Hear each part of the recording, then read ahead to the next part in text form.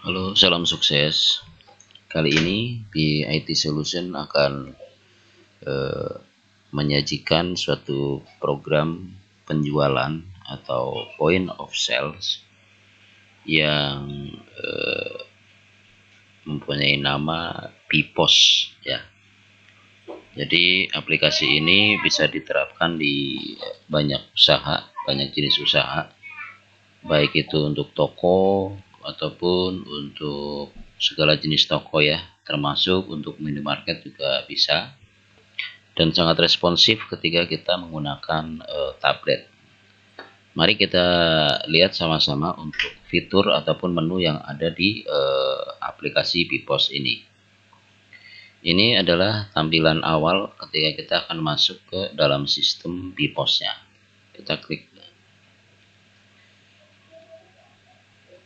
Ini adalah salah satu tampilan dari aplikasi BPOS. Di sini menyajikan banyak menu. Ada menu pengguna, digunakan untuk men-setting hak akses masing-masing pengguna yang nanti dikelompokkan sesuai dengan job desk masing-masing ya. Kemudian ada menu penjualan. Di sini ada menu pos, ada tambah penjualan, ada daftar penjualan, pembayaran penjualan, dan daftar retur penjualan. Jadi ketika kita melakukan penjualan secara real time, artinya kita bisa menggunakan menu pos, ataupun ada juga yang di kanan atas menu pos ini. Jadi ketika ini diklik, ini akan dibawa langsung kepada tampilan point of sales yang tentunya lebih responsif ketika menggunakan tablet ya. Jadi lebih responsif ketika menggunakan tablet. Oke, kita lanjut untuk menu-menu berikutnya.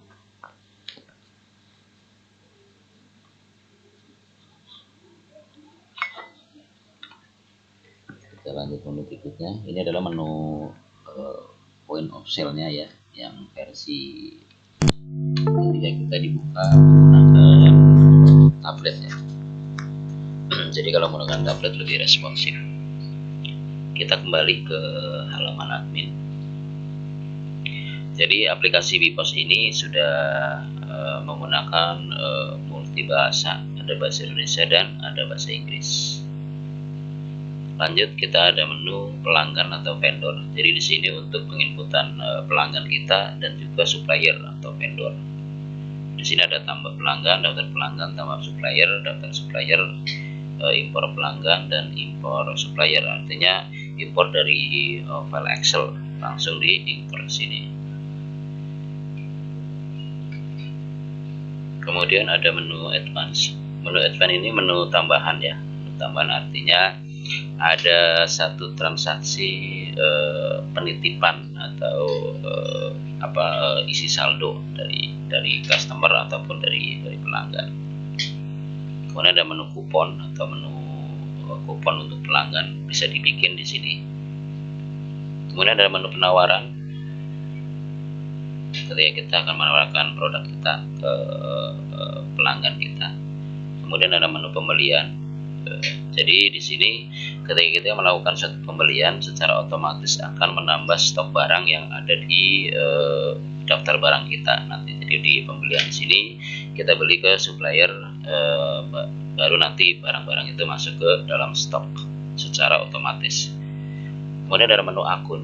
Menu akun ini digunakan untuk transaksi-transaksi yang terkait dengan sistem akuntansi sederhana. Jadi di sini ada daftar akun.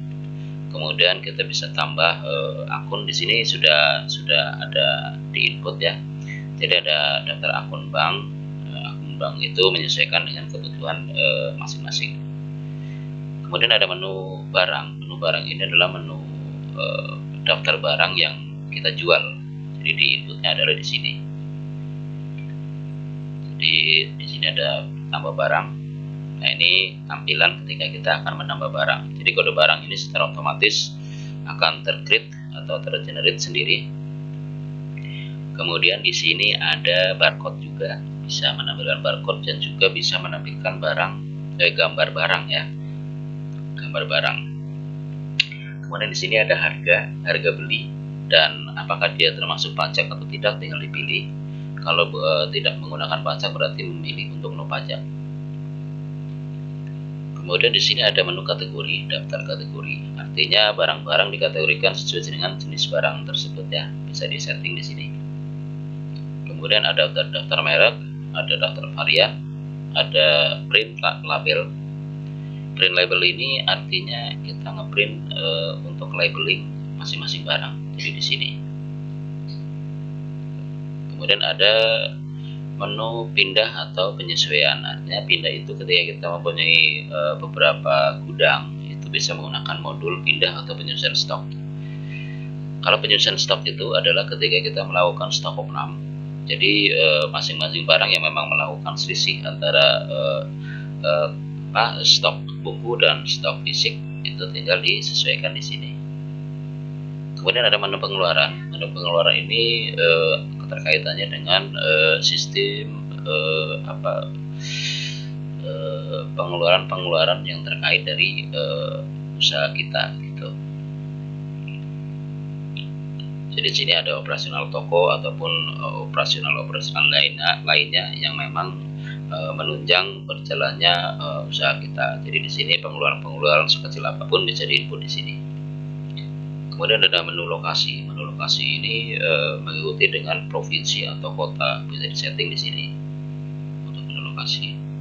Terus menu kirim pesan. Menu kirim pesan ini digunakan untuk mengirim ke supplier atau ke pelanggan, bisa diinput di sini.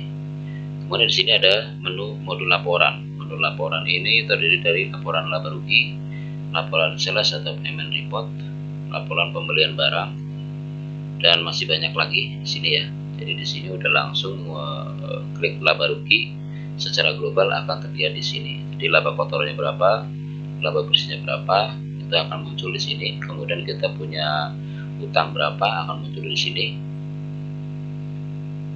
Jadi di sini ada stok awal, di sini ada total biaya, di sini ada utang penjualan, di sini ada retur pembelian. Jadi semuanya tercatat secara otomatis. Kemudian di sini ada menu gudang. Jadi jika usaha kita mempunyai beberapa gudang, bisa disetting di modul gudang ini. Jadi bisa ditambahkan gudang-gudang sesuai dengan lokasi masing-masing. Kemudian yang terakhir adalah menu pengaturan. Menu pengaturan ini digunakan untuk memberikan nama kepada toko kita. Gitu. Jadi di sini klik toko, nanti akan muncul nama tokonya apa, kemudian nomor HP, terus logo, segala macam bisa diinput di sini, dan juga bisa membuka tanda tangan secara otomatis, bisa diinput atau diupload di sini. Di modul toko ini terdiri ada nama toko, kemudian ada nama sistem. Sistem itu terdiri dari zona waktu yang berlaku, kemudian bahasa apa yang akan kita gunakan. Kemudian ada menu penjualan. Nah, menu penjualan ini adalah bagaimana kita men-setting secara default untuk usaha tersebut ya. Jadi settingnya ada di sini semuanya. Kalau traffic ini untuk pengkodean di masing-masing transaksi ya. Jadi ketika nama barang itu kode awalnya apa, kemudian pembelian apa, pelanggan itu apa, retur penjualan itu apa, tinggal disesuaikan dengan kebutuhan masing-masing. Kemudian di sini ada menu manual book. Menu manual book ini adalah langkah-langkah atau cara-cara penginstalan dari aplikasi tersebut. Gitu. Demikian sekilas tentang program Point of Sale yang BIPOS. Itu jadi sangat lengkap ya, sangat lengkap dan sangat mudah untuk digunakan. Jadi ini adalah tampilan dashboard awal ketika kita masuk ke sistem administrasi aplikasi Point of Sale tersebut ya. Jadi kita tidak bingung, sehingga ketika kita menganalisa utang pembelian, utang penjualan, kemudian jumlah penjualan, kemudian jumlah biaya, secara otomatis akan muncul secara global di sini. Tinggal menyesuaikan apakah kita akan melihat per hari, per minggu, per bulan, tahun, atau melihat semuanya. Demikian sekilas tentang aplikasi Point of Sale yang ada di produknya BIT Solution. Bagi teman-teman yang berminat bisa langsung menghubungi ke nomor WA 0877668179. Terima kasih, salam sukses.